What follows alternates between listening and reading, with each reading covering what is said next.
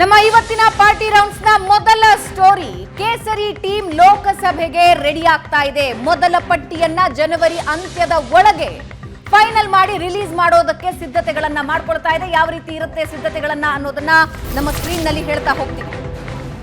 ಲೋಕಸಮರಕ್ಕೆ ಕೇಸರಿ ಪಾಳ್ಯದಲ್ಲಿ ಭರ್ಜರಿ ತಯಾರಿ ನಡೀತಾ ಇದೆ.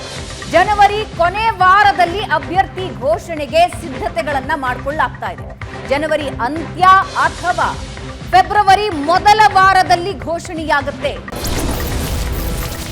ಮೊದಲ ಪಟ್ಟಿಯಲ್ಲಿ 150 ಕ್ಷೇತ್ರಗಳ ಅಭ್ಯರ್ಥಿಗಳ ಪಟ್ಟಿಯನ್ನ ಫೈನಲ್ ಮಾಡಲಾಗುತ್ತೆ. ಕನಿಷ್ಠ ಪಕ್ಷ 150 ಅಭ್ಯರ್ಥಿಗಳ ಮೊದಲ ಪಟ್ಟಿಗೆ ಹೈಕಮಾಂಡ್ ಸಿದ್ಧತೆ ಮಾಡಿಕೊಳ್ತಾ ಇದೆ. ಇನ್ನೂ ಇಂಟ್ರೆಸ್ಟಿಂಗ್ ವಿಷಯ ಏನಂದ್ರೆ, ಈ ಪೈಕಿ ರಾಜ್ಯದಲ್ಲಿ 10 ಕ್ಷೇತ್ರಗಳಲ್ಲಿ ಅಭ್ಯರ್ಥಿಗಳ ಘೋಷಣೆಯಾಗುತ್ತೆ. ತಕರಾರಿಲ್ಲದ, ಗೊಂದಲ ಇಲ್ಲದ 10 ಕ್ಷೇತ್ರಗಳಲ್ಲಿ ಅಭ್ಯರ್ಥಿಗಳು ಫೈನಲ್ ಆಗ್ತಾರೆ. ರಾಜ್ಯದಲ್ಲಿ 10 ಕ್ಷೇತ್ರಗಳಲ್ಲಿ ಫೈನಲ್ ಆಗುತ್ತೆ. ಎಲ್ಲರ ಸಮ್ಮತಿ ಇದೆ, ಯಾವುದೇ ಗೊಂದಲ ಇಲ್ಲ, ಕೆಲಸ ಚೆನ್ನಾಗಿ ಮಾಡಿದ್ದಾರೆ, ಈ ಸಂಸದರು ಸಲೀಸಾಗಿ ಗೆದ್ದು ಬರ್ತಾರೆ. ಈ ಎಲ್ಲ ಕ್ಯಾಲ್ಕುಲೇಷನ್ ಮೇಲೆ 10 ಕ್ಷೇತ್ರಗಳನ್ನ ಆಯ್ಕೆ ಮಾಡ್ತಾರೆ. ಮೊದಲಿಗೆ ಉಳಿದ 18 ನೆಕ್ಸ್ಟ್ ನೋಡ್ತಾರೆ. ಮೊದಲ ಪಟ್ಟಿಯಲ್ಲಿ 150 ಕ್ಷೇತ್ರಗಳು, ದೇಶದಾದ್ಯಂತ 150 ಕ್ಷೇತ್ರಗಳು ಪಟ್ಟಿ ಫೈನಲ್ ಆಗುತ್ತೆ. ಅದು ಜನವರಿ ಅಂತ್ಯದ ಒಳಗಾಗುತ್ತೆ ಅಥವಾ ಫೆಬ್ರವರಿ ಮೊದಲ ವಾರದಲ್ಲಾಗುತ್ತೆ. ಅದರಲ್ಲಿ ರಾಜ್ಯದ ಘಟಾನುಘಟಿಗಳಿಗೆ ಟಿಕೆಟ್ ಘೋಷಿಸುತ್ತೆ ಬಿಜೆಪಿ. ಕೊನೆ ಗಳಿಗೆಯಲ್ಲಿ ಟಿಕೆಟ್ ಗೊಂದಲ ಆಗದಂತೆ ಎಚ್ಚರಿಕೆಯ ನಡೆ ಇಡ್ತಾ ಇದೆ. ಇದೇ ವಾರದಲ್ಲಿ ಮೊದಲ ಪಟ್ಟಿಯ ಬಗ್ಗೆ ರಾಜ್ಯ ಬಿಜೆಪಿಯಲ್ಲಿ ಚರ್ಚೆಗಳು ನಡೆಯುತ್ತವೆ. ಚರ್ಚಿಸಿ ಪಟ್ಟಿನ ಹೈಕಮಾಂಡ್ಗೆ ಕಳಿಸ್ತಾರೆ.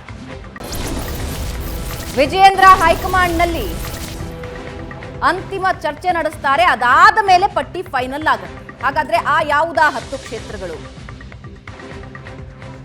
ಮೊದಲ ಪಟ್ಟಿಯಲ್ಲಿ ಸ್ಥಾನ ಪಡೆಯುವ ಆ 10 ಕ್ಷೇತ್ರಗಳು ಯಾವುದು? ಸ್ಕ್ರೀನ್ ನಲ್ಲಿ ನೋಡ್ತಾ ಹೋಗೋಣ ಯಾವುದು ಅದು ಅಂತ.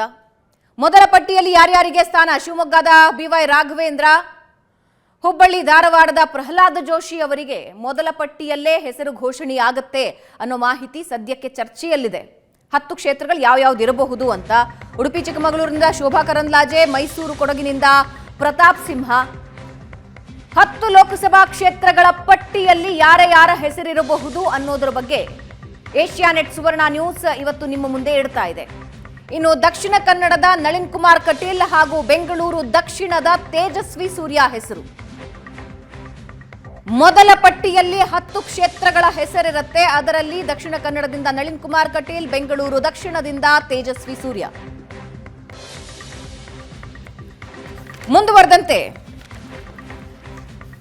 ಬೆಂಗಳೂರು ಸೆಂಟ್ರಲ್ನಿಂದ PC ಮೋಹನ್, ಚಿಕ್ಕೋಡಿಯಿಂದ ಅಣ್ಣಾ ಸಾಹೇಬ್ ಜೊಲ್ಲೆ. ಯಾವುದೇ ಗೊಂದಲ, ತಕರಾರು, ಸರ್ವಸಮ್ಮತ ಇರುವಂತಹ, ಯಾವುದೇ ತಕರಾರಿಲ್ಲ, ಗೊಂದಲಗಳಿಲ್ಲ, ವಿರೋಧ ಇಲ್ಲ, ಸರ್ವಸಮ್ಮತ ಅಭ್ಯರ್ಥಿಗಳು ಆಯಾ ಕ್ಷೇತ್ರದ ಯಾವ್ದು ಅನ್ನೋದನ್ನ ನಿಮಗೆ ಹೇಳ್ತಾ ಇದ್ದೀವಿ.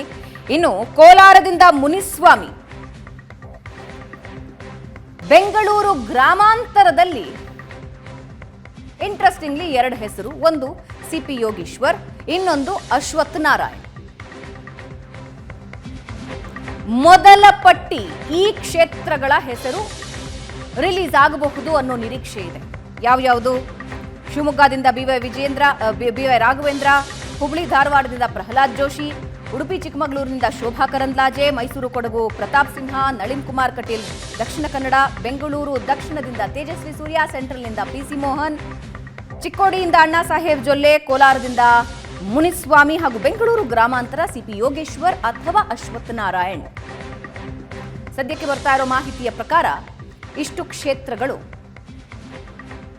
ಸೇಫ್ ಮತ್ತು ಗೊಂದಲಗಳಿಲ್ಲ, ಹಾಗಾಗಿ ಅನೌನ್ಸ್ ಮಾಡಬಹುದು ಅಂತ ನಿರೀಕ್ಷೆ ಮಾಡಲಾಗ್ತಾ ಇದೆ. ಇನ್ನು ಬಿಜೆಪಿ ಮೊದಲ ಪಟ್ಟಿ 150 ಮಂದಿಗೆ ಟಿಕೆಟ್ ನೀಡಲಾಗುತ್ತಾ?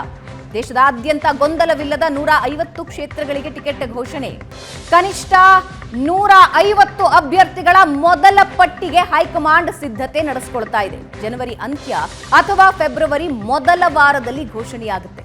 ಹಾಲಿ ಸಂಸದರಿಗೆ ಟಿಕೆಟ್ ಘೋಷಿಸುತ್ತೆ ಬಿಜೆಪಿ ಹೈಕಮಾಂಡ್. ಈ ಮೂಲಕ ಪಂಚರಾಜ್ಯ ಚುನಾವಣೆಯ ರಣತಂತ್ರ ಅನುಷ್ಠಾನಕ್ಕೆ ತರುತ್ತೆ. 5 ರಾಜ್ಯಗಳ ಚುನಾವಣೆಯಲ್ಲಿ ಮೊದಲೇ ಬಿಜೆಪಿ ಟಿಕೆಟ್ ಘೋಷಣೆ ಮಾಡಿತ್ತು, ಅದಾದ ಮೇಲೆ ಚುನಾವಣಾ ಪ್ರಚಾರಗಳನ್ನ ಮಾಡ್ತಾ ಇತ್ತು. ಅದರ ಇಫೆಕ್ಟ್ ಯಾವ ರೀತಿ ಇತ್ತು ಅನ್ನೋದನ್ನ ನೀವು ಈಗಾಗಲೇ ನೋಡಿದ್ದೀರಾ.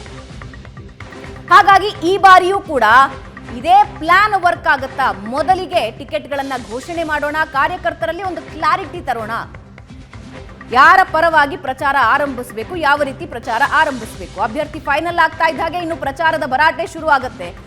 ಕಾರ್ಯಕರ್ತರಲ್ಲೂ ಒಂದು ಕ್ಲಾರಿಟಿ ಇರುತ್ತೆ, ಅಭ್ಯರ್ಥಿಗಳಲ್ಲೂ ಒಂದು ಕ್ಲಾರಿಟಿ ಇರುತ್ತೆ. ಹಾಗಾಗಿ ಪಕ್ಷದ ಕುರಿತಾಗಿ ಪ್ರಚಾರ ಮುಂದುವರಿಸ್ತಾ ಹೋಗಬಹುದು. ಕನಿಷ್ಠ 150 ಅಭ್ಯರ್ಥಿಗಳ ಮೊದಲ ಪಟ್ಟಿಗೆ ಹೈಕಮಾಂಡ್ ಅಸ್ತು ಅನ್ನೋ ಸಾಧ್ಯತೆ ಹೆಚ್ಚಿನ ಮಟ್ಟಕ್ಕೆ ಕಂಡು ಬರ್ತಾ ಇದೆ. ಗೊಂದಲ ಇಲ್ಲದ, ಸಮಸ್ಯೆ ಇಲ್ಲದ ಕ್ಷೇತ್ರಗಳಲ್ಲಿ ಆ ಅಭ್ಯರ್ಥಿಗಳನ್ನ ಫೈನಲ್ ಮಾಡಿ ಅನೌನ್ಸ್ ಮಾಡಿ ಚುನಾವಣಾ ಪ್ರಚಾರದ ಅಖಾಡಕ್ಕೆ ಧುಮುಕೋದು ಹೈಕಮಾಂಡ್ನ ಪ್ಲಾನ್ ಇದಾಗಿದೆ. ಜನವರಿ ಅಂತ್ಯಕ್ಕೆ ಅಥವಾ ಫೆಬ್ರವರಿ ಮೊದಲ ವಾರದಲ್ಲಿ ಈ ಹೆಸರುಗಳು ಅನೌನ್ಸ್ ಆಗೋ ಸಾಧ್ಯತೆ ಇದೆ.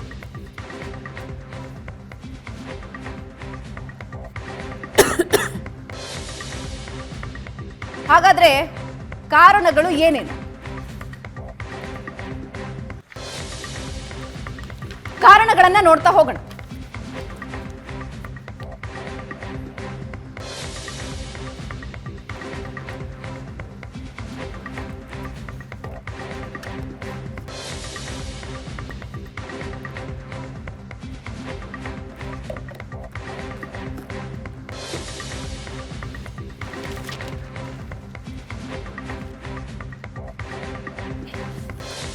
ಇನ್ನು ಕಾರಣಗಳು ಏನೇನು ಅನ್ನೋದನ್ನ ನೋಡ್ತಾ ಹೋಗೋಣ. ಕರ್ನಾಟಕ ವಿಧಾನಸಭಾ ಚುನಾವಣೆಯಲ್ಲಿ ಟಿಕೆಟ್ ಹಂಚಿಕೆಯಲ್ಲಿ ಗೊಂದಲ ಆಗಿತ್ತು. ಆ ಗೊಂದಲ ಚುನಾವಣೆಯಲ್ಲೂ ಮುಂದುವರಿಯಿತು. ಪಂಚರಾಜ್ಯ ಚುನಾವಣೆಯಲ್ಲಿ ಅದರ ಇಫೆಕ್ಟ್ ಅನ್ನ ಕಮ್ಮಿ ಮಾಡೋದಕ್ಕೆ ಪ್ಲಾನ್ ಬದಲಾಯಿಸಲಾಯಿತು.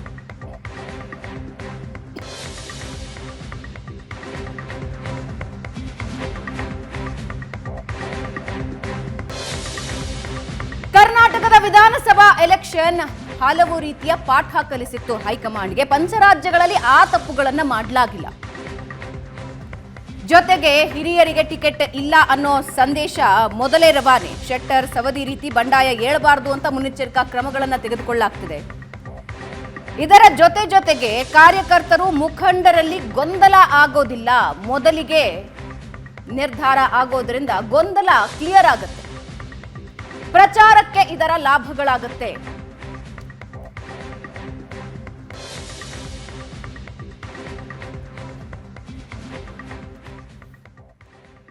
ಹಾಗಾದ್ರೆ 150 ಕ್ಷೇತ್ರಗಳ ಮೊದಲ ಪಟ್ಟಿ ರಿಲೀಸ್ನ ಹಿನ್ನೆಲೆ ಏನು? ಹೈಕಮಾಂಡ್ ಪ್ಲಾನ್ ಏನಾಗಿದೆ?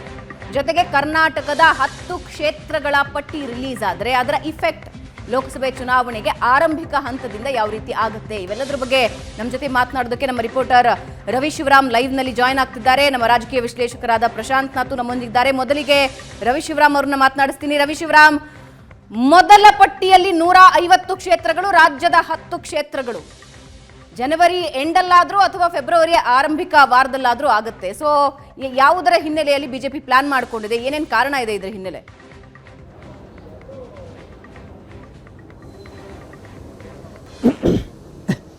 ಭಾವನ, ಆ್ಯಕ್ಚುಲಿ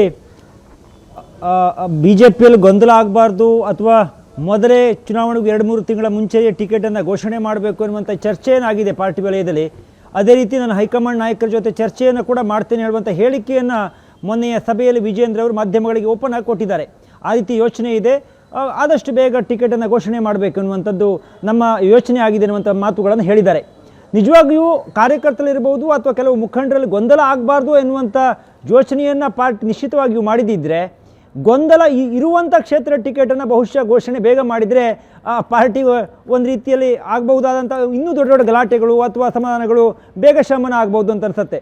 ಎಲ್ಲಿ ಒಂದು ರೀತಿಯ ಅಸಮಾಧಾನ ಇಲ್ಲ ಅಥವಾ ಎಲ್ಲಿ ಅಭ್ಯರ್ಥಿಗಳಾಗೋದಕ್ಕೆ ಆಕಾಂಕ್ಷಿಗಳ ಹಿಂಡು ಕಾಣ್ತಾ ಇಲ್ಲ ಅಂಥ ಕ್ಷೇತ್ರಗಳ ಬದಲು ಗೊಂದಲ ಇರುವ ಕ್ಷೇತ್ರಗಳಿಗೆ ಬೇಗ ನೀವು ಪಾರ್ಟಿಯಲ್ಲಿ ಒಂದು ತೀರ್ಮಾನವನ್ನು ಮಾಡಿ ನಿರ್ಧಾರವನ್ನು ತೆಗೆದುಕೊಂಡು ಅಭ್ಯರ್ಥಿಗಳ ಘೋಷಣೆಯನ್ನು ಮಾಡಿದರೆ ಬಹುಶಃ ಒಂದು ಕಾರ್ಯಕರ್ತರ ಗೊಂದಲ ಕಡಿಮೆ ಆಗ್ಬೋದು.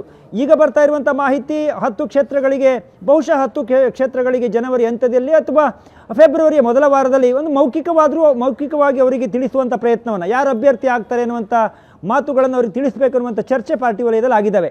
ಹಿರಿಯ ನಾಯಕರುಗಳು ಸೇರಿದಂತೆ ಬಹುತೇಕರು ಉದಾಹರಣೆ ಸಹಿತ ಕೆಲವೊಂದಿಷ್ಟು ಮಾತುಗಳನ್ನು ಹೇಳಿದ್ದಾರೆ ಪಾರ್ಟಿಯಲ್ಲಿ. ಅಂದರೆ ಕಳೆದ ವಿಧಾನಸಭಾ ಚುನಾವಣೆಯ ಸಂದರ್ಭದಲ್ಲಿ ಈಗ ಆದಂಥ ಗೊಂದಲ ಇರ್ಬೋದು, ಕೊನೆ ಗಳಿಗೆಯಲ್ಲಿ ಟಿಕೆಟನ್ನು ಘೋಷಣೆ ಮಾಡಿದ್ದಿರ್ಬೋದು. ಹೀಗಾಗಿ ಈಗ ಲೋಕಸಭೆಯಲ್ಲಿ ಆ ರೀತಿಯ ಸಮಸ್ಯೆಗಳಾಗೋದು ಬೇಡ ಎನ್ನುವಂಥ ಮಾತುಗಳನ್ನು ಹೇಳಿದ್ದಾರೆ. ಭಾವನ ನೋಡಿ, ಈ ಬಾರಿ ಅನೇಕ ಶಾಸಕರುಗಳು ಸೋತಿದ್ದಾರೆ, ಮಾಜಿ ಶಾಸಕರುಗಳಿದ್ದಾರೆ. ಅವರೆಲ್ಲರೂ ಕೂಡ ಪಾರ್ಟಿಯಲ್ಲಿ ಲೋಕಸಭೆಗೆ ಒಂದು ಪ್ರಯತ್ನವನ್ನು ಮಾಡಬೇಕು ಅನ್ನುವಂಥ ಯೋಚನೆಯನ್ನು ಇಟ್ಕೊಂಡಿದ್ದಾರೆ. ಹೀಗಾಗಿ ಈಗ ನಾವೇನು 10 ಕ್ಷೇತ್ರಗಳ ಹೆಸರುಗಳನ್ನು ತೋರಿಸ್ತಾ ಇದ್ವಿ, ಅಲ್ಲಿ ಬಹುತೇಕ ಪ್ರತಾಪ್ ಸಿಂಹ ಇರ್ಬೋದು, ತೇಜಸ್ವಿ ಸೂರ್ಯ ಇರ್ಬೋದು, ಅದೇ ರೀತಿ ಪ್ರಹ್ಲಾದ್ ಜೋಶಿ ಇರ್ಬೋದು, ಉಡುಪಿ ಚಿಕ್ಕಮಗಳೂರು ಭಾಗಕ್ಕೆ ಬಂದಾಗ ಶೋಭಾ ಕರಂದ್ಲಾಜೆ ಇರ್ಬೋದು, ಅಣ್ಣಾ ಸಾಹೇಬ್ ಜೊಲ್ಲೆ ಇರ್ಬೋದು, ಈ ಎಲ್ಲ ಕ್ಷೇತ್ರಗಳಲ್ಲಿ ಹೇಳಿಕೊಳ್ಳುವಂಥ ಆಕಾಂಕ್ಷಿಗಳೇನು ಕಾಣ್ತಾ ಇಲ್ಲ. ಅಲ್ಲಿ ಬಹುಶಃ ಅವರಿಗೆ ಟಿಕೆಟನ್ನು ಕೊಡೋದ್ರಲ್ಲಿ ಯಾವುದೇ ಅನುಮಾನ ಕೂಡ ಇಲ್ಲ. ಆದರೆ ಈಗ BJP ಮತ್ತು JDS ಮೈತ್ರಿ ಆಗಿದೆ ಒಂದು ಕಡೆ. ಅವರು ಯಾವ್ಯಾವ ಕ್ಷೇತ್ರವನ್ನು, ಎಷ್ಟು ಕ್ಷೇತ್ರವನ್ನು ತೆಗೆದುಕೊಳ್ತಾರೆ ಅನ್ನುವಂಥ ಚರ್ಚೆ ಇದೆ. ಜೊತೆಗೆ ಕೆಲವೊಂದು ಕ್ಷೇತ್ರಗಳಲ್ಲಿ ಉದಾಹರಣೆಗೆ CT ರವಿ ಇರಬಹುದು, ಅವರು ವಿಧಾನಸಭಾ ಚುನಾವಣೆಯನ್ನು ಸೋತಿದ್ದಾರೆ. ಸದಾನಂದ ಗೌಡರು ಬೆಂಗಳೂರು ಉತ್ತರದಲ್ಲಿ ತಾನು ಚುನಾವಣೆಯನ್ನು ನಿಲ್ಲೋದಿಲ್ಲ ಹೇಳುವಂಥ ಮಾತುಗಳನ್ನು ಹೇಳಿದರು. ಅವರು ಮತ್ತೆ ಚುನಾವಣೆಗೆ ಸಿದ್ಧ ಅನ್ನುವ ಮಾತುಗಳನ್ನು ಹೇಳ್ತಾ ಇದ್ದಾರೆ. ಉತ್ತರ ಕನ್ನಡಕ್ಕೆ ಬರೆದಾರ ಅನಂತಕುಮಾರ್ ಹೆಗಡೆ ಅವರು ಚುನಾವಣೆಯ ಬಗ್ಗೆ ಆಸಕ್ತಿಯನ್ನು ತೋರಿಸ್ತಾ ಇರಲಿಲ್ಲ, ಈಗ ಮತ್ತೆ ಅವರು ಸಿದ್ಧತೆಗಳನ್ನು ಮಾಡ್ಕೊಳ್ತಾ ಇದ್ದಾರೆ. ಹೀಗೆ ಬೆಳಗಾವಿಯಲ್ಲಿ ಯಾರಿಗೆ ಟಿಕೆಟನ್ನು ಕೊಡ್ತಾರೆ ಹೇಳುವಂಥ ಒಂದು ಚರ್ಚೆ ಇದೆ. ಯಾಕೆಂದರೆ ಅವರು ಜಗದೀಶ್ ಶೆಟ್ಟರು ಕಾಂಗ್ರೆಸ್ಗೆ ಹೋಗಿರೋದ್ರಿಂದ ಅಂಗಡಿಯವರ ಪತ್ನಿಗೆ ಮತ್ತೆ ಟಿಕೆಟನ್ನು ಕೊಡ್ತಾರಾ ಎನ್ನುವಂಥ ಚರ್ಚೆಯು ಕೂಡ ಪಾರ್ಟಿ ವಲಯದಲ್ಲಿದ್ದಾವೆ. ಹೀಗೆ ಕೆಲವೊಂದು ಕ್ಷೇತ್ರಗಳಲ್ಲಿ ಗೊಂದಲ ಮತ್ತು ಸೋತಿರುವಂಥ ಶಾಸಕರುಗಳು ಈ ಬಾರಿ ಲೋಕಸಭೆಗೆ ಒಂದು ಸಣ್ಣ ಪ್ರಯತ್ನವನ್ನು ಮಾಡಬೇಕು ಅನ್ನುವಂಥ ಯೋಚನೆ ಇಟ್ಕೊಂಡಿರುವಾಗ BJP ಅನಿಸಿದೆ, ಇಲ್ಲ ಸ್ವಲ್ಪ ಬೇಗನೆ ಟಿಕೆಟ್ಗಳನ್ನು ಘೋಷಣೆ ಮಾಡಿದರೆ ಪಾರ್ಟಿಗೆ ಅನುಕೂಲ ಆಗಬಹುದಾದಂಥ ಗೊಂದಲಗಳು ಕಡಿಮೆ ಆಗಬಹುದು ಎನ್ನುವಂಥ ಯೋಚನೆಯನ್ನು ಮಾಡಿದೆ. ಆ ಕಾರಣಕ್ಕಾಗಿಯೇ BJP ರಾಜ್ಯಾಧ್ಯಕ್ಷ ವಿಜೇಂದ್ರ ಇರ್ಬೋದು ಅಥವಾ BJP ಕೋರ್ ಕಮಿಟಿ ಸದಸ್ಯರಿಗೆ ಇರುವಂಥದ್ದು ಯೋಚನೆ ಏನು ಅಂತ ಹೇಳಿದ್ರೆ, ಆದಷ್ಟು ಬೇಗ ಟಿಕೆಟ್ಗಳನ್ನು ಘೋಷಣೆ ಮಾಡಬೇಕು ಅನ್ನುವಂಥದ್ದು. ಅದಕ್ಕೆ ಹೈಕಮಾಂಡ್ ಒಪ್ಪಿಗೆಯನ್ನು ಕೊಡುತ್ತಾ ಅಥವಾ ಹೈಕಮಾಂಡ್ ಈಗ ಏನು 150 ಕ್ಷೇತ್ರಗಳಿಗೆ ಟಿಕೆಟನ್ನು ಘೋಷಣೆ ಮಾಡಬೇಕು ಅನ್ನುವಂಥ ಯೋಚನೆಯಲ್ಲಿರುವಾಗ ಕರ್ನಾಟಕದ ಯಾವ್ಯಾವ ಜಿಲ್ಲೆಗಳಲ್ಲಿ ಅಥವಾ ಯಾವ್ಯಾವ ಲೋಕಸಭಾ ಕ್ಷೇತ್ರಗಳನ್ನು ಮೊದಲ ಲಿಸ್ಟಲ್ಲಿ ತೆಗೆದುಕೊಳ್ಳುತ್ತೆ ಎನ್ನುವಂಥ ಕುತೂಹಲ ಸಹಜವಾಗಿದೆ. ಈಗ ನಾವು ತೋರಿಸ್ತಾ ಇರುವಂಥ ಹೆಸರುಗಳೇನಿದೆ ಅದು ಈ ಕ್ಷೇತ್ರಗಳಾಗಬಹುದು ಎನ್ನುವಂಥ ಮಾತುಗಳನ್ನು ಪಾರ್ಟಿ ವಲಯದಲ್ಲಿ ಹೇಳ್ಕೊಳ್ತಾ ಇದ್ದಾರೆ ಮತ್ತು ಆ ರೀತಿ ಮಾಹಿತಿಗಳನ್ನು ನಾವು ತೋರಿಸ್ತಾ ಇದ್ದೀವಿ. ಇದೇ ಕ್ಷೇತ್ರಗಳನ್ನು ಮೊದಲ ಮಾಡಿ ಗೊಂದಲ ಇರುವ ಕ್ಷೇತ್ರಗಳನ್ನು ಕೊನೆಗೆ ಮಾಡ್ತಾರೆ ಅಂತಲ್ಲ, ಬಹುಶಃ ಕೊನೆಯಲ್ಲಿ ಗೊಂದಲ ಇರುವ ಕ್ಷೇತ್ರಗಳನ್ನೇ ಬಹುಶಃ ಮೊದಲು ಕೂಡ ಮಾಡಬಹುದು, ಯಾಕೆಂದರೆ ಮತ್ತಷ್ಟು ಗೊಂದಲ ಆಗಬಾರ್ದು ಎನ್ನುವ ಕಾರಣಕ್ಕೆ. ಆದರೆ ಒಟ್ಟಾರೆ ಜನವರಿ ಅಂತ್ಯದಲ್ಲಿ ಅಥವಾ ಫೆಬ್ರವರಿ ಮೊದಲ ವಾರದಲ್ಲಿ ಒಂದು 10 ಕ್ಷೇತ್ರಕ್ಕಾದರೂ ಟಿಕೆಟನ್ನು ಫೈನಲ್ ಮಾಡಬೇಕು, ಅವ್ರಿಗೆ ತಿಳಿಸಬೇಕು ಅನ್ನುವಂಥ ಚರ್ಚೆ ಭಾವನಾ ಈ ಬಾರಿಯ ಲೋಕಸಭಾ ಚುನಾವಣೆಯಲ್ಲಿ ಆ ನಿರ್ಧಾರ ತೆಗೆದುಕೊಳ್ಬೇಕು ಅಂತ ಚರ್ಚೆಯನ್ನು ಪಾರ್ಟಿ ವಲಯದಲ್ಲಿ ಮಾಡಿದ್ದಾರೆ. ಭಾವನಾ. ಎಸ್, ಪ್ರಶಾಂತ್ ನಾತು ನಮ್ಮೊಂದಿಗೆ ಜಾಯ್ನ್ ಆಗಿದ್ದಾರೆ. ಪ್ರಶಾಂತ್, ಈ 10 ಕ್ಷೇತ್ರಗಳನ್ನು ಏನಿವಾಗ ನಾವು ನಮ್ಮ ಸ್ಕ್ರೀನ್ನಲ್ಲಿ ತೋರಿಸ್ತಾ ಇದ್ದೀವಿ, ಇದು ಸುಲಭ ಅಂತ ಅನಿಸುತ್ತೆ. ಆದರೆ ನನಗೆ ಚಿಕ್ಕಮಗಳೂರು ಉಡುಪಿ ಕ್ಷೇತ್ರ ಅದರ ಬಗ್ಗೆಯೂ ಇಂಟ್ರೆಸ್ಟಿಂಗ್ ಅಂತ ಅನ್ಸುತ್ತೆ. ಯಾಕಂದರೆ ಶೋಭಾ ಕರಂದ್ಲಾಜೆ ಅವರು ಬೇರೆ ಕಡೆ ಸ್ಪರ್ಧಿಸಲಿ ಅನ್ನೋ ಮಾತು ಕೇಳಿ ಬರ್ತಾ ಇತ್ತು, CT ರವಿ ಅಲ್ಲಿ ಸ್ಪರ್ಧಿಸಬೇಕು ಅನ್ನೋ ಇಂಗಿತ ವ್ಯಕ್ತಪಡಿಸ್ತಾ ಇದ್ರು. ಹಾಗಾದರೆ ಬೆಂಗಳೂರು ಉತ್ತರದ ಕಥೆ ಏನು ಅಂತ ಓವರಾಲ್ ಹೇಳೋದಾದರೆ ಈ 10 ಕ್ಷೇತ್ರಗಳ ಆಯ್ಕೆ ಏನಿದೆ, ಮೊದಲಿಗೆ ಲಿಸ್ಟ್ ಬಿಡುಗಡೆ ಮಾಡೋದೇನಿದೆ, ಸೊ ಯಾವ ರೀತಿ ಪ್ಲಾನ್ ಮಾಡ್ಕೊಂಡಿದೆ BJP? ಭಾವನಾ ನೋಡಿ, ಕೇಂದ್ರದ BJP ತಂಡ ಜನವರಿ ಅಂತ್ಯ ಮತ್ತು ಅಥವಾ ಫೆಬ್ರವರಿ ಮೊದಲ ವಾರದೊಳಗಡೆ ಒಂದು 200 ಸಂಸದ ಅಭ್ಯರ್ಥಿಗಳ ಒಂದು ಪಟ್ಟಿಯನ್ನು ಬಿಡುಗಡೆ ಮಾಡಬೇಕು ಅಂತಕ್ಕಂಥ ಒಂದು ಪ್ಲ್ಯಾನ್ನಲ್ಲಿದೆ. ಈಗ 200 ಅಭ್ಯರ್ಥಿಗಳು ಹಾಲಿ ಸಂಸದರ ಅಥವಾ ಕಳೆದ ಬಾರಿ BJP ಸೋತಿರ್ತಕ್ಕಂಥ ಕ್ಷೇತ್ರಗಳಲ್ಲಿ, ಯಾಕಂದರೆ ಮಧ್ಯಪ್ರದೇಶದಲ್ಲಿ ಏನು ಮಾಡಿತ್ತು, ಸೋತಿರುವ ಕ್ಷೇತ್ರಗಳಲ್ಲಿ ಮೊದಲು ಅಭ್ಯರ್ಥಿ ಪಟ್ಟಿ ಬಿಡುಗಡೆ ಮಾಡಿತ್ತು. ಛತ್ತೀಸ್ಗಢದಲ್ಲಿ ಸೋತಿರುವ ಕ್ಷೇತ್ರಗಳ ಬಗ್ಗೆ ಜಾಸ್ತಿ ಕಾಳಜಿಯನ್ನು ವಹಿಸ್ಕೊಳ್ಳಾಗ್ತಾ ಇತ್ತು. ಈ ಬಾರಿ ಕೂಡ ಅಮಿತ್ ಶಾ ಪದೇ ಪದೇ ಹೇಳ್ತಾ ಇದ್ದಾರೆ, ಕಳೆದ ಬಾರಿ ನಾವೇನು ಕ್ಷೇತ್ರಗಳನ್ನು ಸೋತಿದ್ದೀವಿ ಅಲ್ಲಿ ಹೆಚ್ಚು ಕಾನ್ಸಂಟ್ರೇಟ್ ಮಾಡ್ತಾ ಇದ್ದೀವಿ ಅಂತಕ್ಕಂಥದ್ದು. ಯಾಕಂದರೆ ಕರ್ನಾಟಕದಲ್ಲಿ 28ರಲ್ಲಿ 25 ಕ್ಷೇತ್ರಗಳಲ್ಲಿ ಹಾಲಿ BJP ಸಂಸದರಿದ್ದಾರೆ. ಹೀಗಾಗಿ BJP ಕೇಂದ್ರೀಯ ತಂಡ ಮೊದಲ ಹಂತದಲ್ಲಿ ಕರ್ನಾಟಕವನ್ನು ಪರಿಗಣಿಸುತ್ತಾ ಅಥವಾ ನಂತರ ಪರಿಗಣಿಸುತ್ತಾ ಅಂತಕ್ಕಂಥದ್ದು ರಾಜ್ಯ ನಾಯಕರಿಗೂ ಸ್ಪಷ್ಟತೆ ಇಲ್ಲ. ಆದರೆ ಕೇಂದ್ರದ ಉಸ್ತುವಾರಿಯಾಗಿ ಅರುಣ್ ಸಿಂಗ್ ವಿಜೇಂದ್ರ ಅವರಿಗೆ ಮತ್ತು ಇತರ ನಾಯಕರಿಗೆ ಹೇಳಿದ್ದಾರೆ, ಆದಷ್ಟು ಶೀಘ್ರದಲ್ಲಿ ಏನೊಂದು ಕ್ಷೇತ್ರವಾರು ಅಭ್ಯರ್ಥಿಗಳ ಪಟ್ಟಿಯನ್ನು ತಯಾರು ಮಾಡಿ 2-3 ಹೆಸರುಗಳನ್ನ ಇಟ್ಕೊಂಡು ಅದನ್ನು ಪಾರ್ಲಿಮೆಂಟ್ರಿ ಬೋರ್ಡಿಗೆ ಕಳಿಸಿ ಪಾರ್ಲಿಮೆಂಟ್ರಿ ಬೋರ್ಡ್ ಅಂತಿಮ ತೀರ್ಮಾನವನ್ನು ತೆಗೆದುಕೊಳ್ಳುತ್ತೆ ಅಂತಕ್ಕಂಥದ್ದು. ಇನ್ನೂ ಕೂಡ ರಾಜ್ಯದಲ್ಲಿ ಹೊಸ ಕೋರ್ ಕಮಿಟಿ ಇಲ್ಲ. ಹೀಗಾಗಿ ಇರ್ತಕ್ಕಂಥ ಪದಾಧಿಕಾರಿಗಳ ತಂಡವೇ ಒಂದು ಕ್ಲಸ್ಟರ್ ಗ್ರೂಪ್ನ ಸಭೆಯನ್ನು 2 ದಿನಗಳ ಕಾಲ ನಡೆಸ್ತು. ಏನೇನು ರಾಜಕೀಯ ಪರಿಸ್ಥಿತಿ ಇದೆ ಅದು ಅಭ್ಯರ್ಥಿವಾರು ಪರಿಸ್ಥಿತಿಯನ್ನು ಅವಲೋಕನ ಮಾಡಿಲಾಗಿಲ್ಲ. ಕಾಂಗ್ರೆಸ್ನ ಸ್ಥಿತಿಗತಿ ಏನಿದೆ, BJPಗೆ ಎಷ್ಟು ಚಾನ್ಸಸ್ ಇವೆ, ಸಂಘಟನೆಯ ಸ್ವರೂಪ ಏನಿದೆ, ಇದೆಲ್ಲದರ ಬಗ್ಗೆ ಒಂದು ಕ್ಲಸ್ಟರ್ ಗ್ರೂಪ್ನ ಸಭೆಯಲ್ಲಿ ಚರ್ಚೆ ನಡೆದಿದೆ.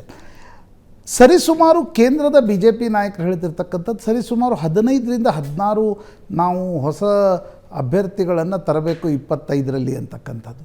ಆದರೆ ಅದು ಅಂತಿಮವಾಗಿ ಸಾಧ್ಯ ಆಗತ್ತಾ, 10-12 ತರಬೇಕು ಅಂತಕ್ಕಂಥದ್ದು ಅದರ ಉದ್ದೇಶವ. ಯಾಕಂದರೆ 15-16 ಹೇಳಿದಾಗ ಕೊನೆಗೆ 2-3 ಕ್ಷೇತ್ರಗಳಲ್ಲಿ ಇಲ್ಲ ಯಥಾಸ್ಥಿತಿ ಮುಂದುವರಿಯಲಿ ಅಂತಕ್ಕಂಥದ್ದು ಬರುತ್ತೆ. ಕನಿಷ್ಠ 10-12 ಕ್ಷೇತ್ರಗಳಲ್ಲಾದರೂ ಹೊಸ ಅಭ್ಯರ್ಥಿಗಳನ್ನು ಕೊಡುವ ಪ್ರಯತ್ನದಲ್ಲಿ ಬಿ ಜೆ ಪಿ ಇದೆ. ಬಿ ಜೆ ಪಿಯ ಅನೇಕ ನಾಯಕರು ಹೇಳ್ತಾ ಇರ್ತಕ್ಕಂಥದ್ದು ಮೋದಿ ಕಾಲದಲ್ಲಿ ನಾವು ಬದಲಾವಣೆ ಮಾಡಲಿಕ್ಕೆ ಸಾಧ್ಯ ಆಗದೆ ಹೋದರೆ ಮುಂದೆ ಬದಲಾವಣೆ ಮಾಡಲಿಕ್ಕೆ ಸಾಧ್ಯ ಆಗಲ್ಲ ಅಂತ. ಬೆಂಗಳೂರು 3 ಕ್ಷೇತ್ರ, ಅದರಲ್ಲಿ ನಾರ್ತ್ ಹೊಸ ಅಭ್ಯರ್ಥಿ ಬೇಕು, ಸೆಂಟ್ರಲ್ ಮತ್ತು ಸೌತ್ ಬಹುತೇಕ ಅದೇ ಅಭ್ಯರ್ಥಿಗಳು ಪುನರಾವರ್ತನೆ ಆಗ್ತಾರೆ. ಹಳೆ ಮೈಸೂರು ಭಾಗದಲ್ಲಿ ತುಮಕೂರಿನಲ್ಲಿ ಹೊಸ ಅಭ್ಯರ್ಥಿ ಬೇಕು, ಚಿಕ್ಕಬಳ್ಳಾಪುರದಲ್ಲಿ ಹೊಸ ಅಭ್ಯರ್ಥಿ ಬೇಕು, ಕೋಲಾರದಲ್ಲಿ JDS ಕೊಡಬೇಕಾ BJP ಉಳಿಸ್ಕೊಳ್ಬೇಕಾ ಅಂತಕ್ಕಂಥದ್ರ ಬಗ್ಗೆ ದ್ವಂದ್ವಗಳಿವೆ. ಇನ್ನು ಬೆಂಗಳೂರು ಗ್ರಾಮಾಂತರದಲ್ಲಿ ಅಭ್ಯರ್ಥಿಯನ್ನು JDS ಜೊತೆ ಚರ್ಚೆ ಮಾಡಿ ಕೊಡಬೇಕು. ಮಂಡ್ಯ ಹಾಸನವನ್ನು JDSಗೆ ಕೊಡ್ತಕ್ಕಂಥ ಆಲೋಚನೆಗಳಿವೆ. ಮೈಸೂರಿನಲ್ಲಿ ಪ್ರತಾಪ್ ಸಿಂಹ ಬಹುತೇಕ ಕಂಟಿನ್ಯೂ ಆಗ್ತಕ್ಕಂಥ ಸಾಧ್ಯತೆಗಳು ಹೆಚ್ಚು.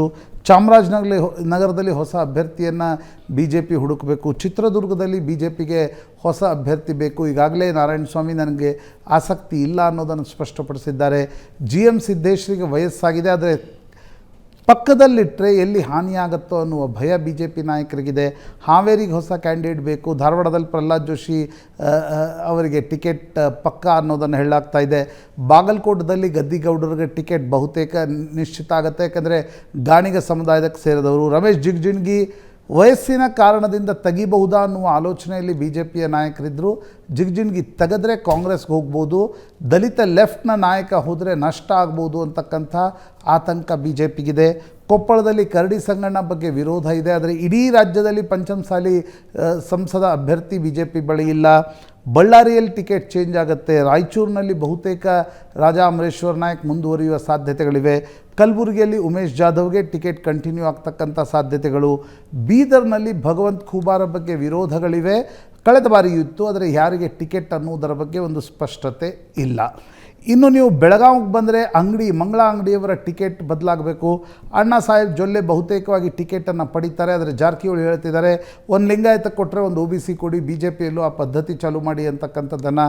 ಹಾವೇರಿಯಲ್ಲೂ ಕೂಡ ಈಶ್ವರಪ್ಪನವರ ಪುತ್ರ ಟಿಕೆಟ್ ಕೇಳ್ತಾ ಇದ್ದಾರೆ. ನೀವು ಕರಾವಳಿಗೆ ಬಂದರೆ ಉತ್ತರ ಕನ್ನಡದಲ್ಲಿ ಅನಂತಕುಮಾರ್ ಹೆಗಡೆ ಬಗ್ಗೆ ವೋಕಲ್ ವಿರೋಧ ಸಭೆಯಲ್ಲಿತ್ತು. ಅವರ ಬಗ್ಗೆ ವೋಕಲ್ ಆಗಿರ್ತಕ್ಕಂಥ ಅನುಮೋದನೆ ಕೂಡ ಸಭೆಯಲ್ಲಿತ್ತು. ಈಗ ಅವರ ಹೇಳಿಕೆ ಬಂದ ನಂತರ BJP ತನ್ನನ್ನು ತಾನು ಡಿಸ್ಟೆನ್ಸ್ ಮಾಡಿಕೊಂಡಿದೆ. ಆಗ ಅನಂತಕುಮಾರ್ ಹೆಗಡೆ ಅವರಿಗೆ ಟಿಕೆಟ್ ನೀಡಲಿಕ್ಕೆ ಮೋದಿ ಶಾ ಒಪ್ತಾರ? ನೀವು ಕೇಳಿದ್ರು ಉಡುಪಿ ಚಿಕ್ಕಮಗಳೂರಿನಲ್ಲಿ ಏನಾಗುತ್ತೆ? ಶೋಭಾ ಕರಂದ್ಲಾಜೆ ಬಗ್ಗೆ ಸಾಕಷ್ಟು ವಿರೋಧಗಳಿವೆ. ಶೋಭಾ ಕರಂದ್ಲಾಜೆ ಕಳೆದ 5 ವರ್ಷದಲ್ಲಿ ಕ್ಷೇತ್ರಕ್ಕೆ ಹೋಗಿದ್ದೇ ಕಡಿಮೆ, ಕ್ಷೇತ್ರದಲ್ಲಿ ಕಾಣಿಸ್ಕೊಂಡಿದ್ದೇ ಕಡಿಮೆ. ಅವರು ದಿಲ್ಲಿಯಲ್ಲಿ ಜಾಸ್ತಿ ಇರ್ತಾಯಿದ್ರು, ಬೆಂಗಳೂರಿನಲ್ಲಿ ಇರ್ತಾಯಿದ್ರು. ಉಡುಪಿ ಚಿಕ್ಕಮಗಳೂರಿನಲ್ಲಿ ಇತ್ತೀಚೆಗೆ 1 ತಿಂಗಳಿಂದ ಓಡಾಡಲಿಕ್ಕೆ ಶುರು ಮಾಡಿದ್ದಾರೆ. ಹೀಗಾಗಿ ಅಲ್ಲಿ CT ರವಿ ಅವ್ರನ್ನ ತರಬೇಕಾ ಅಂತಕ್ಕಂಥದ್ರ ಬಗ್ಗೆ ಇದೆ. ಆದರೆ CT ರವಿ ಅವ್ರನ್ನ ಯಾಕೆ ತರಬೇಕು, ಹೊಸ ಕ್ಯಾಂಡಿಡೇಟನ್ನು ತನ್ನಿ ಎನ್ನುವ ಆಲೋಚನೆಯನ್ನು ಕೂಡ, ಯಾಕಂದರೆ ಜಯಪ್ರಕಾಶ್ ಹೆಗಡೆ ಅಲ್ಲಿ ಸ್ಪರ್ಧಿಸಿದರೆ ಟಫ್ ಆಗುತ್ತೆ ಅನ್ನುವ ಆತಂಕ BJPಗರಲ್ಲಿದೆ. ಇನ್ನು ಮಂಗಳೂರು ಒಂದು ರೀತಿ RSS ಪಾಲಿಗೆ ಒಂದು ಶಕ್ತಿ ಕೇಂದ್ರ. ನಳಿನ್ ಕುಮಾರ್ ಕಟೀಲು ಬಗ್ಗೆ ಪರನೂ ಇದೆ, ವಿರೋಧನೂ ಇದೆ. ಟಿಕೆಟ್ ಕೊಡಬೇಕಾ? ಅಂತಿಮವಾಗಿ ಟಿಕೆಟ್ ಕೊಟ್ಟರೆ ಉಳಿದವರು ಏನು ಮಾಡ್ತಾರೆ? ಈ ಎಲ್ಲ ಆತಂಕಗಳು BJPಗೆ ನಿಶ್ಚಿತವಾಗಿವೆ ಭಾವನಾ. ಅಂತಿಮವಾಗಿ 10 ಕ್ಷೇತ್ರಗಳನ್ನು ಈಗ ಮೇಲ್ನೋಟಕ್ಕೆ ಹೇಳ್ಬೋದು. ಪ್ರತಾಪ್ ಸಿಂಹ, ತೇಜಸ್ವಿ ಸೂರ್ಯ, PC ಮೋಹನ್, ಪ್ರಹ್ಲಾದ್ ಜೋಶಿ, ಗದ್ದಿಗೌಡರ್, ರಮೇಶ್ ಜಿಗಜಿಣಗಿ, ಉಮೇಶ್ ಜಾಧವ್, ಭಗವಂತ್ ಖೂಬಾ ಹೆಚ್ಚು ಕಡಿಮೆ ಈ ಸೀಟ್ಗಳು ಫೈನಲ್ ಆಗಬಹುದು ಅಂತಕ್ಕಂಥದ್ದನ್ನು ಮೇಲ್ನೋಟಕ್ಕೆ ಹೇಳ್ಬೋದು. ಬಟ್ BJP ಈಗಿನ ಪ್ರಸಕ್ತ BJP ಏನಿದೆ, it is this party will give more surprises. ಆದ್ರೆ ಆ ಸರ್ಪ್ರೈಸ್ಗಳು ಸ್ಯಾಬಟಾಜ್ ಆಗಬಾರ್ದು ಅನ್ನೋದೊಂದು ಪ್ರಶ್ನೆ. ಯಾಕೆಂದ್ರೆ ವಿಧಾನಸಭಾ ಕ್ಷೇತ್ರದಲ್ಲಿ ಚುನಾವಣೆಯಲ್ಲಿ ಏನೇನಾಯ್ತು ಅನ್ನೋದನ್ನ ನಾವೆಲ್ಲರೂ ನೋಡಿದೀವಿ ಪ್ರಶಾಂತ್. ಒಂದು ಹೊಸಬರ ಆಯ್ಕೆಯಾಗಬೇಕು, ಇನ್ನೊಂದು ಹಳಬರನ್ನ ಅಂದ್ರೆ ವಯಸ್ಸಾದವರನ್ನ ಪರಿಗಣಿಸದೇ ಇದ್ರೆ ಏನಾಗುತ್ತೆ ಅನ್ನೋದು ಕೂಡ ವಿಧಾನಸಭಾ ಎಲೆಕ್ಷನ್ ನಲ್ಲಿ ಗೊತ್ತಾಗಿದೆ. ಒಂದು ಹೊಸಬರ ಆಯ್ಕೆ, ಇನ್ನೊಂದು ಹಳಬರನ್ನ ಪರಿಗಣಿಸಲೇಬೇಕಾಗತ್ತೆ. ಜೊತೆಗೆ ಕೇಂದ್ರ ಸಚಿವರ ವಿರುದ್ಧ ಶಾಸಕರಲ್ಲಿ ಅಸಮಾಧಾನ ಇದೆ. ನೀವೇ ಈಗಾಗಲೇ ಮೆನ್ಷನ್ ಮಾಡಿದ್ರಿ ಅದನ್ನ. ಜೊತೆಗೆ ಹಿಂದೂ ಫೈರ್ ಬ್ರ್ಯಾಂಡ್ಗಳ ವಿರುದ್ಧವೂ ಕೂಡ ಅಲ್ಲಿನ ಸ್ಥಳೀಯ ಶಾಸಕರು ಮತ್ತು ಕಾರ್ಯಕರ್ತರಲ್ಲಿ ಅಸಮಾಧಾನ ಇದೆ. Kateel and plus examples. So ಈ ಎಲ್ಲದರ ಕ್ಯಾಲ್ಕುಲೇಷನ್ಸ್ ಒಂಚೂರು BJPಗೆ ಟೆನ್ಷನ್ ಕೊಡೋ ವಿಷಯನ ನೋಡಿ. ಕರ್ನಾಟಕದ BJPಯ ಲೋಕಸಭೆ ಅಭ್ಯರ್ಥಿಗಳ ಆಯ್ಕೆಯ ಪಟ್ಟಿ, ಅದರ ಸರ್ವೆ ದಿಲ್ಲಿ ನಾಯಕರು ನಡೆಸ್ತಾರೆ. ಯಾರಿಗೆ ಕೊಡಬೇಕು ಯಾರಿಗೆ ಕೊಡಬಾರ್ದು ಅಂತಕ್ಕಂಥದ್ದು ಪ್ಯೂರ್ಲಿ ದಿಲ್ಲಿ ನಾಯಕತ್ವ ಡಿಸೈಡ್ ಮಾಡುತ್ತೆ. ಅದರಲ್ಲಿನ ಕರ್ನಾಟಕದ ನಾಯಕತ್ವದ ಪಾಲೆಷ್ಟು ಅಂತಕ್ಕಂಥದ್ದು ಪ್ರಶ್ನಾರ್ಥಕ. ಕೆಲವು ಸಂಘಟನಾತ್ಮಕ ಕ್ಷೇತ್ರಗಳಿವೆ, ಮಂಗಳೂರು, ಉಡುಪಿ, ಚಿಕ್ಕಮಗಳೂರು, ಕಾರವಾರ, ಶಿವಮೊಗ್ಗ, ಹುಬ್ಬಳ್ಳಿ, ಧಾರವಾಡ, ಬೆಂಗಳೂರಿನ ಸೌತ್ ಕ್ಷೇತ್ರ, ಇವೆಲ್ಲವೂ ಸಂಘಟನಾತ್ಮಕವಾಗಿ ಗಟ್ಟಿ ಇರ್ತಕ್ಕಂಥ ಕ್ಷೇತ್ರಗಳು. ಇಲ್ಲಿ ಕೆಲ ಬದಲಾವಣೆಗಳನ್ನು ಮಾಡಬಹುದು, ಆದರೆ ಹೆಚ್ಚು ಕಡಿಮೆ ಈಗ ತೇಜಸ್ವಿ ಸೂರ್ಯ, ಪ್ರಹ್ಲಾದ್ ಜೋಶಿ, ಶಿವಮೊಗ್ಗದಲ್ಲಿ BY ರಾಘವೇಂದ್ರ ಇವರು ಫಿಕ್ಸ್ ಅಂತಕ್ಕಂಥದ್ದಿದೆ. ಮಂಗಳೂರಿನಲ್ಲಿ ಏನು ಮಾಡ್ತಾರೆ ಅಂತಕ್ಕಂಥದ್ದು ಕಾದು ನೋಡಬೇಕು. ಯಾಕಂದರೆ ನಳಿನ್ ಕುಮಾರ್ ಕಟೀಲು ಕೊಡಬೇಕಾ ಕೊಡಬಾರ್ದಾ? ಕೊಡಬೇಕಾದ್ರೆ ಕಂಟಿನ್ಯೂ ಆಗುತ್ತೆ, ಕೊಡಬಾರ್ದಾದ್ರೆ ಯಾರ್ಯಾರಿಗೆ ಕೊಡಬೇಕು? ಪ್ರಶಾಂತ್ ಸುಮ್ಮನೆ ಕ್ಯಾಪ್ಟನ್ ಬ್ರಿಜೇಶ್ ಚೌಟ ಹೆಸರು ಕೇಳಿ ಬರ್ತಾ ಇದೆ. ಆರ್ಮಿಯಲ್ಲಿದ್ದು ಬಂದವರು, ನಂತರ ಅಡಿಷ್ನಲ್ ಅಡ್ವೊಕೇಟ್ ಜನರಲ್ ಇದ್ದರು ಅರುಣ್ ಶ್ಯಾಮ್, ಅವ್ರ ಹೆಸರು ಅಲ್ಲಿ ಕೇಳಿ ಬರ್ತಾ ಇದೆ. ಪ್ರಭಾಕರ್ ಭಟ್ರ ಬೆಂಬಲ ಇದೆ ಅಂತಕ್ಕಂಥದ್ದನ್ನು ಅನೇಕರು ಹೇಳ್ತಾ ಇದ್ದಾರೆ. ಇಂಟ್ರೆಸ್ಟಿಂಗ್ ಹೆಸರುಗಳು ಕೂಡ ಬರ್ಬೋದು. ನೋಡಿ, ಬಂಟ ಬಿಲ್ಲವ ಡಿವೈಡ್ ಜಾಸ್ತಿ ಆಗ್ತಾ ಇದೆ. ಇದು BJPಯ ಅರಿವಿಗೂ ಕೂಡ ಬರ್ತಾ ಇದೆ. ಹೀಗಾಗಿ ಕಾರವಾರದಲ್ಲಿ ಒಬ್ಬ ಬಿಲ್ಲವ ಕ್ಯಾಂಡಿಡೇಟ್ಗೆ, ದೀವರಿಗೆ ಟಿಕೆಟ್ ಕೊಡಬೇಕು ಅಂತಕ್ಕಂಥದ್ದು ಯಡಿಯೂರಪ್ಪನವರ ಮನಸ್ಸಿನಲ್ಲಿದೆ. ಯಾರು ಕ್ಯಾಂಡಿಡೇಟ್ ಅಂತಕ್ಕಂಥದ್ದು ಫಿಕ್ಸ್ ಆಗ್ತಾ ಇಲ್ಲ. ಯಾಕಂದರೆ ಶಿವಮೊಗ್ಗದಲ್ಲಿ ಲಿಂಗಾಯತ ವರ್ಸಸ್ EDಗೆ ಒಂದು ಪೊಲಿಟಿಕಲ್ ಫೈಟ್ ಜಾಸ್ತಿ ಆಗ್ತಾ ಇದೆ. ಮಧು ಬಂಗಾರಪ್ಪನವರ ಸಹೋದರ ಕುಮಾರ್ ಬಂಗಾರಪ್ಪ ಮತ್ತು ಮಧು ಬಂಗಾರಪ್ಪ ನಡುವೆ ಒಂದು ಕದನ ವಿರಾಮ ಮಾಡಿ ಕುಮಾರ್ ಬಂಗಾರಪ್ಪರನ್ನೇ ರಾಘವೇಂದ್ರ ವಿರುದ್ಧ ಕಣಕ್ಕಿಳಿಸಬೇಕು ಅಂತಕ್ಕಂಥದ್ದು DK ಶಿವಕುಮಾರ್ ಮನಸ್ಸಿನಲ್ಲಿದೆ. BJPಯ ನಾಯಕರ ಫೋನ್ಗಳಿಗೆ ಕುಮಾರ್ ಬಂಗಾರಪ್ಪ ರೀಚ್ ಆಗ್ತಾ ಇಲ್ಲ. ಒಂದು ವೇಳೆ ಮಧು ಬಂಗಾರಪ್ಪ ಒಪ್ಪಿದರೆ ಗೀತಾ ಶಿವರಾಜ್ ಕುಮಾರ್ ಬದಲಿಗೆ ಕುಮಾರ್ ಬಂಗಾರಪ್ಪ ಕ್ಯಾಂಡಿಡೇಟ್ ಆದರೆ ಫೈಟ್ ವಿಲ್ ಬಿ ಇಂಟ್ರೆಸ್ಟಿಂಗ್. ಮಂಗಳೂರಿನಲ್ಲೂ ಕೂಡ ಬರೀ ಬಂಟ್ರಿಗೆ ಯಾಕೆ ಕೊಡ್ತೀರಿ, ಬಿಲ್ಲವರಿಗೆ ಕೊಡಿ ಅಂತಕ್ಕಂಥ ಕೂಗಿದೆ. ನಿಮಗೆ ಉಡುಪಿ ಚಿಕ್ಕಮಗಳೂರಿನಲ್ಲಿ ನೀವು ಒಕ್ಕಲಿಗರಿಗೆ ಕೊಡ್ತಾ ಇದ್ದೀರಿ ಸರಿ, ಆದರೆ ನಮ್ಮ ಉಡುಪಿ ಭಾಗದ 4 ಸೀಟ್ಗಳನ್ನು ನಾವು ಗೆದ್ಕೊಂಡಿದ್ದೀವಿ. ಈಗ ನೋಡಿ, ಉಡುಪಿ ಚಿಕ್ಕಮಗಳೂರು ಕ್ಷೇತ್ರ ಏನು, ನೀವು ಉಡುಪಿ ಜಿಲ್ಲೆಯ ಬೈಂದೂರು ಬಿಟ್ಟರೆ ಕುಂದಾಪುರ, ಕಾಪು, ಉಡುಪಿ, ಕಾರ್ಕಳ, ಶೃಂಗೇರಿ, ಚಿಕ್ಕಮಗಳೂರು, ಮೂಡಿಗೆರೆ ಮತ್ತು ಕಡೂರು, ತರೀಕೆರೆನೋ ಕಡೂರು ಒಂದು ಕ್ಷೇತ್ರ ಬರುತ್ತೆ. ನೀವು ಆ ಕ್ಷೇತ್ರದಲ್ಲಿ ಒಕ್ಕಲಿಗರು ಜಾಸ್ತಿ ಇದ್ದಾರೆ ಅಂತ ಉಡುಪಿ ಭಾಗದಲ್ಲಿರ್ತಕ್ಕಂಥವ್ರನ್ನ ಯಾಕೆ ನಿರಾಕರಿಸ್ತೀರಿ? ಅಲ್ಲಿ ಮೀನುಗಾರರು ಅಥವಾ ಬಂಟ್ರಿಗೆ ಟಿಕೆಟ್ ಕೊಡಿ, ಮಂಗಳೂರಿನಲ್ಲಿ ಚೇಂಜ್ ಮಾಡಿ ಅಂತಕ್ಕಂಥ ಒತ್ತಡವೂ ಕೂಡ ಇದೆ. ಸೊ ದಿಸ್ ಆರ್ ಆಲ್, ನೀವು ಕಾಸ್ಟ್ ಕಾಂಬಿನೇಷನ್ ನೋಡಬೇಕಾಗತ್ತೆ, ವ್ಯಕ್ತಿ ಯಾರು ಅಂತಕ್ಕಂಥದ್ದು ನೋಡಬೇಕಾಗತ್ತೆ. ನೋಡಿ, 2014-19ರಲ್ಲಿ BJPಗೆ ನರೇಂದ್ರ ಮೋದಿ ಹೆಸರಿನಲ್ಲಿ ಕರ್ನಾಟಕದ ಜನ ಕಣ್ಮುಚ್ಚಿ ಓಟ್ ಕೊಟ್ಟರು. 2014ರಲ್ಲೂ ನಾವು ನೋಡಿದ್ವಿ, ಎಲ್ಲ ಹೊಸ ಪ್ರಯೋಗಗಳಿಗೆ ಜನ, ಪ್ರತಾಪ್ ಸಿಂಹ ಮೈಸೂರಿಗೆ ಹೋಗಿದ್ದೆ ಮೊದಲ ಬಾರಿ, ಜನ ಗೆಲ್ಲಿಸ್ಕೊಟ್ರು. 19ರಲ್ಲಿ ಕಾಂಗ್ರೆಸ್ JDSನ ಸಿಟ್ಟು ಮತ್ತು ಮೋದಿ ಮೇಲಿನ ಪ್ರೀತಿಯ ಕಾರಣದಿಂದಾಗಿ ಜನ 28ರಲ್ಲಿ 25 ಸೀಟ್ ಕೊಟ್ಟರು. ಒಬ್ಬರು ಸುಮ್ಲತಾ ಗೆದ್ದರು, ಕಾಂಗ್ರೆಸ್ 1 ಗೆದ್ದು, JDS ಪ್ರಜ್ವಲ್ ರೇವಣ್ಣ ಗೆದ್ದರು, DK ಸುರೇಶ್ ಗೆದ್ದರು. 2024ರಲ್ಲಿ BJPಯ ಎದುರುಗಡೆ ಕಾಂಗ್ರೆಸ್ ಮಜಬೂತಾಗಿದೆ. ಅಲ್ಲಿ ಸ್ಟ್ರಾಟಜಿಸ್ಟ್ DK ಶಿವಕುಮಾರ್ ಇದ್ದಾರೆ, ಸಿದ್ದರಾಮಯ್ಯನವರ ಜನಪ್ರಿಯತೆ ಇದೆ. ಬೇಕೋ ಬೇಡವೋ ಗ್ಯಾರಂಟಿಗಳ ಬಗ್ಗೆ ಒಂದಿಷ್ಟು ಜನಮಾನಸದಲ್ಲಿ ಅಭಿಪ್ರಾಯ ಚೆನ್ನಾಗಿದೆ. ಆ ಸಂದರ್ಭದಲ್ಲಿ BJPಯ ಟಿಕೆಟ್ ಹಂಚಿಕೆ ಬೇಕಾಬಿಟ್ಟಿಯಾಗಿ ನಡೆಯುತ್ತಾ, ಅಂದರೆ ವಿಮ್ಸ್ ಆ್ಯಂಡ್ ಫ್ಯಾನ್ಸೀಸ್, ಇವ್ರಿಗೆ ಬೇಕು ಇವ್ರಿಗೆ ಬೇಡ ಅನ್ನುವ ರೀತಿ ನಡೆಯುತ್ತಾ, ಅಥವಾ ಯಾಕಂದರೆ ಕರ್ನಾಟಕದ ವಿಧಾನಸಭಾ ಚುನಾವಣೆಯಲ್ಲಿ ಅದೇ ನಡೀತು. ಯಾರಿಗೆ ನೀವು ಆ್ಯಂಟಿ ಇನ್ಕಂಬನ್ಸಿಯ ಸಂದರ್ಭದಲ್ಲಿ ಕನ್ಸಾಲಿಡೇಟ್ ಮಾಡಬೇಕಾಗಿರ್ತಕ್ಕಂಥ ಪಾರ್ಟಿ ಹೊಸ ಪ್ರಯೋಗಗಳನ್ನು ಮಾಡಲಿಕ್ಕೆ ಹೊರಡ್ತು. 24ರಲ್ಲಿ ಪ್ರಯೋಗ ಮಾಡುತ್ತಾ, ಗೇಜ್ಡ್ ಪ್ರಯೋಗ ಮಾಡುತ್ತಾ, ಸೀಮಿತವಾಗಿ ಪ್ರಯೋಗಗಳನ್ನು ಮಾಡುತ್ತಾ, ಇದು ಕಾದು ನೋಡಬೇಕು. ಅಲ್ಲ, ಈಗ ಸಂಪೂರ್ಣ ಪ್ರಯೋಗ ಅಂತಾನೂ ಹೇಳೋಕ್ಕಾಗಲ್ಲ ಪ್ರಶಾಂತ್. ಪ್ರಯೋಗ ಮಾಡಿ ಕೈ ಸುಟ್ಕೊಂಡಿರೋದು ಈಗಾಗಲೇ ಅದರ ಅನುಭವ BJP ಪಾಲಿಗೆ ಇದೆ. ಸೊ ಈಗ ಅತಿ ಪ್ರಯೋಗ ಅಂದರೆ ಪ್ರಧಾನಿ ಮೋದಿ 400+ ಸೀಟ್ಗಳನ್ನು ಗೆಲ್ಲೋಣ ಅಂತ ಹುರಿದುಂಬಿಸ್ತಾ ಇರೋ ಟೈಮಲ್ಲಿ ಎಕ್ಸ್ಪೆರಿಮೆಂಟಿಗೆ ಅಷ್ಟು ಸ್ಪೇಸ್ ಇದೆಯಾ ಹಾಗಾದರೆ, ಸ್ಪೆಷಲಿ ಇನ್ ಕರ್ನಾಟಕ? ಡೆಫಿನೆಟ್ಲಿ ಎಕ್ಸ್ಪೆರಿಮೆಂಟಿಗೆ ಸ್ಪೇಸ್ ಇದೆ.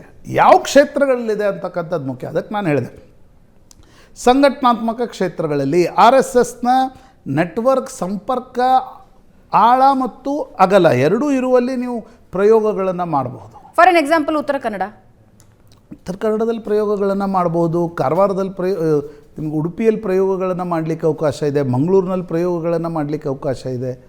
ಆದರೆ ಸ್ವಲ್ಪ ಮಟ್ಟಿಗೆ ತಪ್ಪಿದ್ರು, ಹೆಜ್ಜೆ Right. ತಪ್ಪಿದ್ರು ಕೂಡ Right. ಬಿಜೆಪಿ ನಷ್ಟವನ್ನ ಅನುಭವಿಸಬೇಕಾಗತ್ತೆ. Right You cannot take it for granted Correct. any constituency. That is very important message of 2023 assembly elections. Right